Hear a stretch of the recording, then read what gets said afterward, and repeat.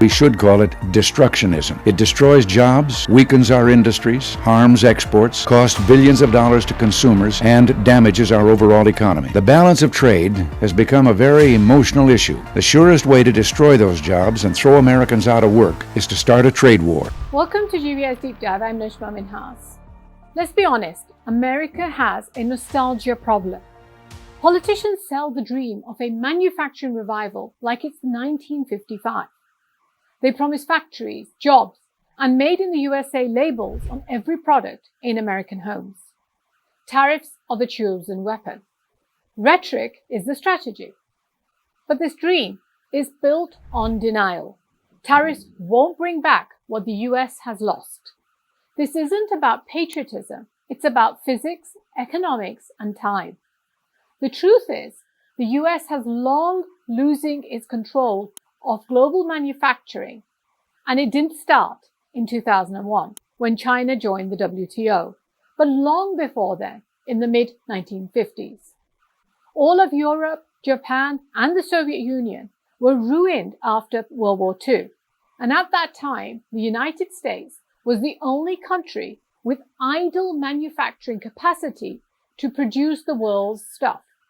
And then, as Germany and Japan and others rebuilt their capacity, the US manufacturing boom started getting over.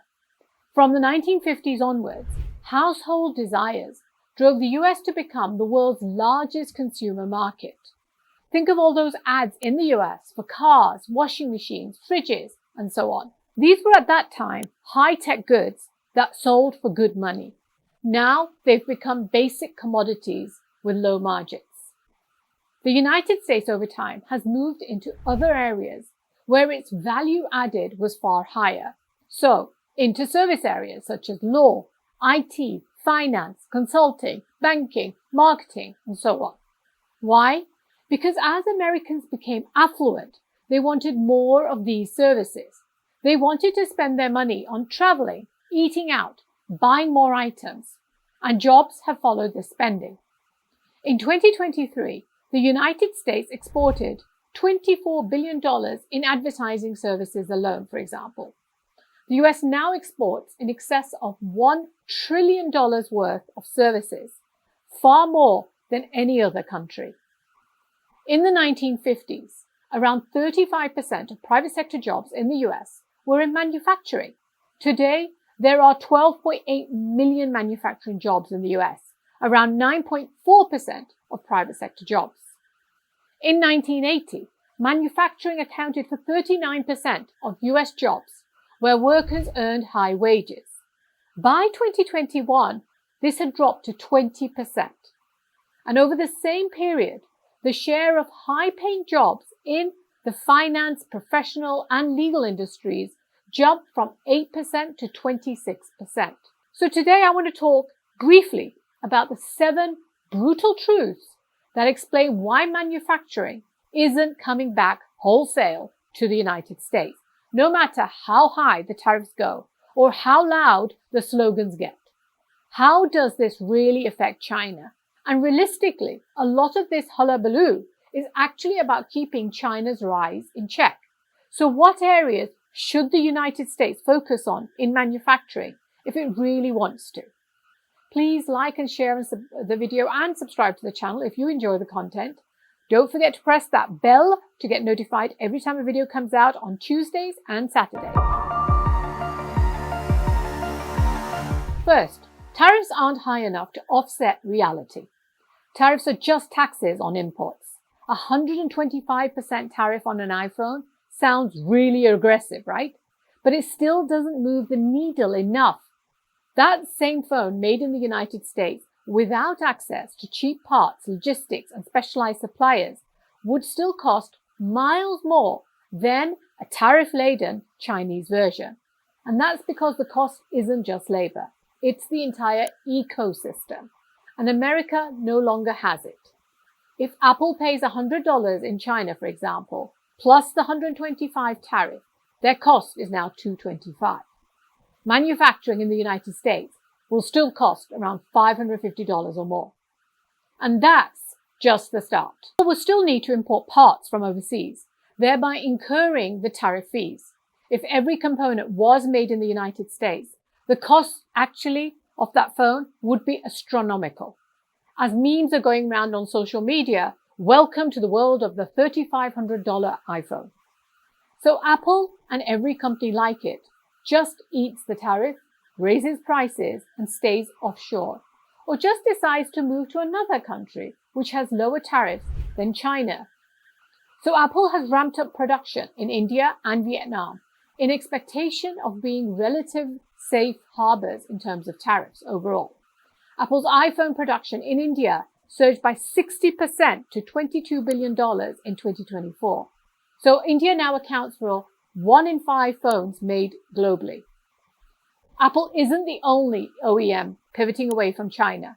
Lenovo, a Chinese company, also plans to relocate all laptop production to India within 3 years, while HP and Dell are increasing their Indian operations also.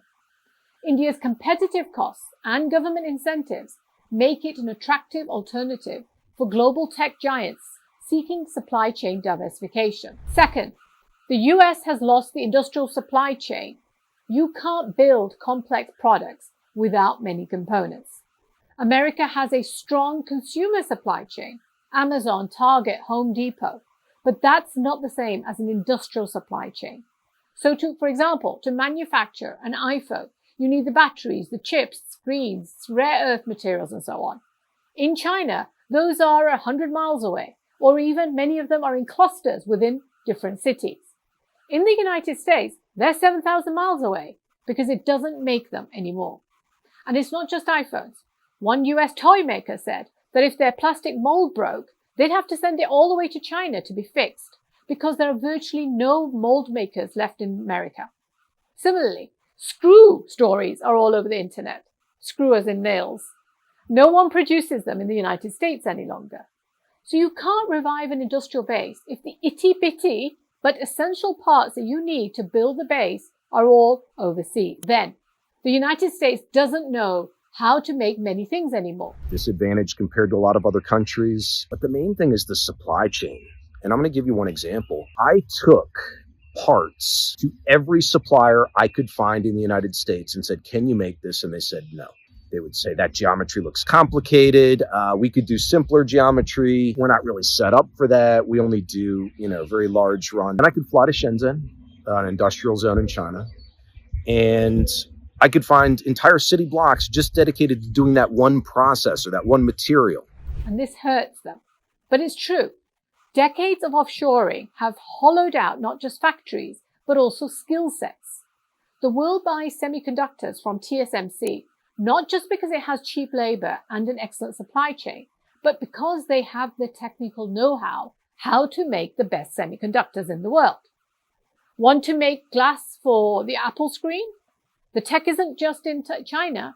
The people who know how to make it are also there. Same for semiconductors, advanced plastics, and many molds and tools. They're not being produced by what J.D. Vance calls Chinese peasants, but as Tim Cook said it clearly, China has entire cities full of engineers trained in precision manufacturing. The United States does not. The reason is because of the skill, the quantity of skill in one location and the type of skill it is.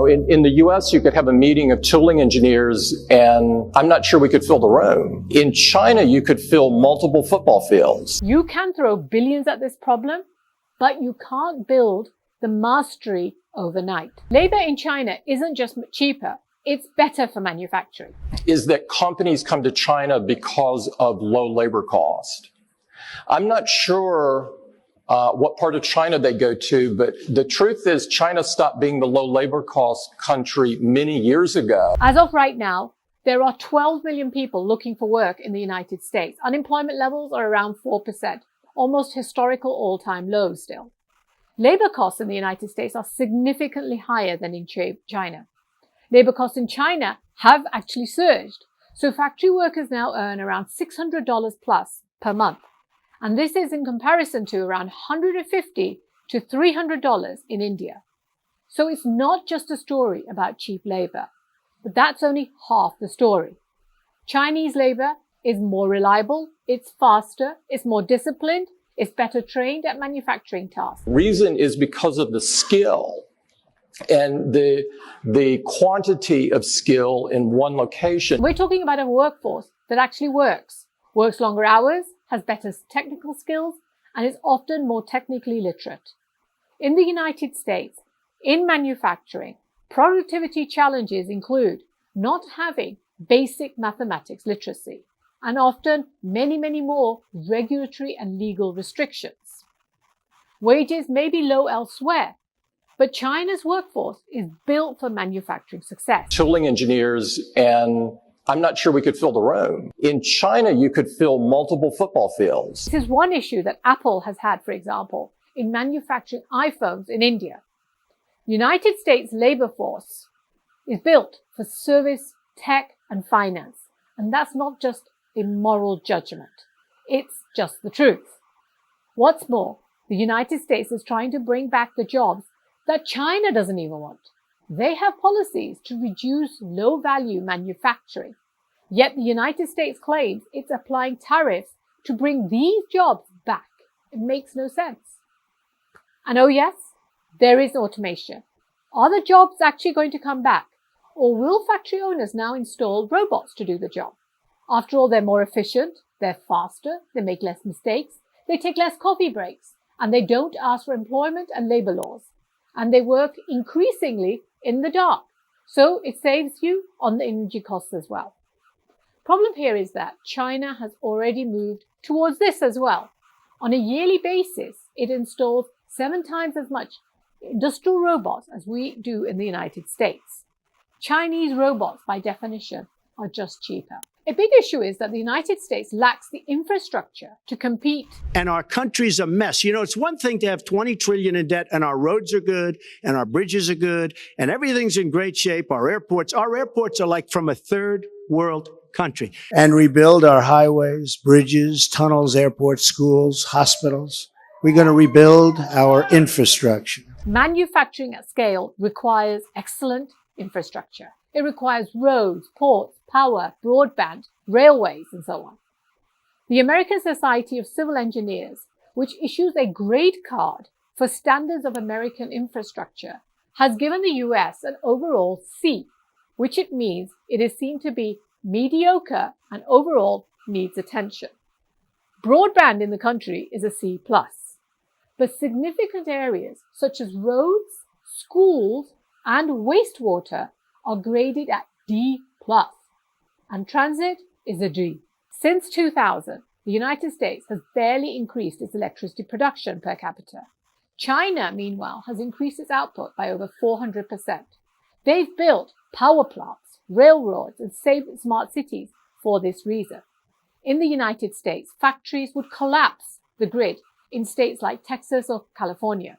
Trucks will clog the roads, ports would buckle under the volume that they're not designed to handle. To run the machines which make the products it uses, you need electricity, a lot of it. Without construction of a huge amount of new energy infrastructure, the United States can't meaningfully increase its manufacturing output. Now, Trump is making a big push towards this for building, for example, data centers in the United States. But this has a major risk attached to them, which is, can they actually obtain the electricity needed? This build-out of big tech's giant computer warehouses, which we're told that, for example, Sam Altman and the SoftBank are going to put together $500 billion and start making some of these data centers. Well, the reality is a single site can consume as much power as a mid-sized US city. And this is propelling the US electricity consumption to record highs. Government agencies project that data center demand will triple within the next 3 years, consuming over 12% of the entire US power supply. And all of it, from energy to logistics, costs more to build and maintain in the United States. It isn't an easy fix. It's a multi-decade rebuild. One estimate has put this at around $3 trillion worth of money that's needed to upbuild the infrastructure required. Donald Trump has announced a massive infrastructure spend, But he promised the same in his first administration, and it didn't really come through. And he's right, though, when it comes to the United States, when he calls it a third world country with respect to infrastructure. Then we have the tariff structure itself, which as it currently stands, hurts American industry more than foreign ones. Why? Because tariffs are being applied to the components and machines, not just finished goods. So if a US company tries to manufacture something within the United States using foreign parts, they get taxed twice, once on the component and once on the final product. Chinese factories, meanwhile, can declare lower values, bring them into the country, and pay less tariffs. There is also no duty drawback, which means that US manufacturers don't get refunded those import tariffs on imports that they use for products for export. The policy wasn't designed. It was basically dumped on everybody. And now the United States people are all living with the consequences. Manufacturing can return, but not with slogans. It needs technical education, infrastructure investment, immigration policies for skilled labor, long-term transparent trade policies, real industrial strategy, not blanket tariffs. And this is where the United States currently stands. It spent decades building a consumer economy, a finance economy, a digital economy, but not a manufacturing one. Now they want to bring it back. So let's start with reality, not fantasy. Finally, Made in America will take time. New manufacturing facility takes a lot of time and costs a lot of money. Significantly much more in the United States than it does in many other developing countries in particular. It's a lot more, especially when you compare it to China, India, or Vietnam. And it takes, even in the most favorable of places, to set up and start a manufacturing facility, a lot of regulatory, bureaucratic paperwork with permits and licenses, etc., just to build a mid-sized facility in the United States, 2 to 3 years at least. And that's just the start. Then it starts operating and all the hiccups become obvious. Getting it on track takes another 6 months to 1 year. And all of this ignores that amazing infrastructure that needs to be built, those roads we need, the power plants that we need to service that new factory. And by the time Made in America has begun, a new president with a new policy may be in office. So why would most business people do this? How does this affect China? Well, China trades much less with the United States, around 12% of its exports today, than it did 8 years ago, when the initial tariffs were introduced. Around 22% exports used to come to the United States at the time. So therefore, today it's much less susceptible to these punishing tariffs from the United States. Last time when the United States applied tariffs to China, companies shifted huge amounts of manufacturing to Vietnam or India. And at that time, it was called friendshoring. Vietnam, which has a labor force that is a lot more like China's than the United States, was able to use its proximity to China for its supply chain. And over the past 7 years or so, it slowly developed its own. With Vietnamese or Indian wages much lower than Chinese wages, instead of the jobs coming to the United States, they will just go to Vietnam, Cambodia, or India instead. Vietnam and India already have started negotiations with the Trump administration as to what they need to do to get their tariffs removed. So let's be realistic. The actual reason, though, is not about creating jobs, because most of those, everyone knows, are not coming back. It's not about making Nike sneakers, but it's actually about national security. But selling national security as the idea when imposing massive price hikes on the cost of living for the average Joe is impossible. How do you explain them?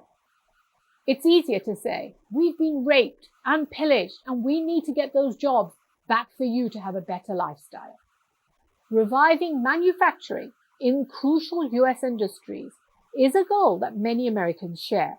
And given it's for national security reasons, it makes much more sense for the United States to actually focus the tariffs on those areas where it wants to make a difference and bring those areas back to the United States through a carrot and stick approach, using industrial policy of subsidies and grants as well as tariffs.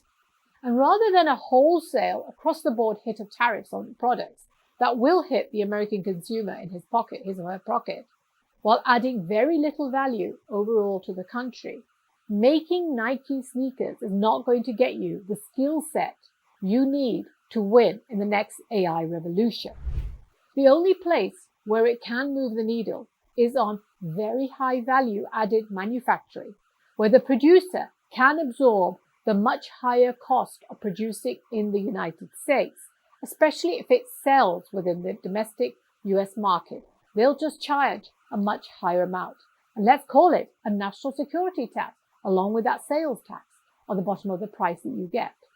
So bring back the semiconductors or high value goods like drones or robots or artificial intelligence ecosystems.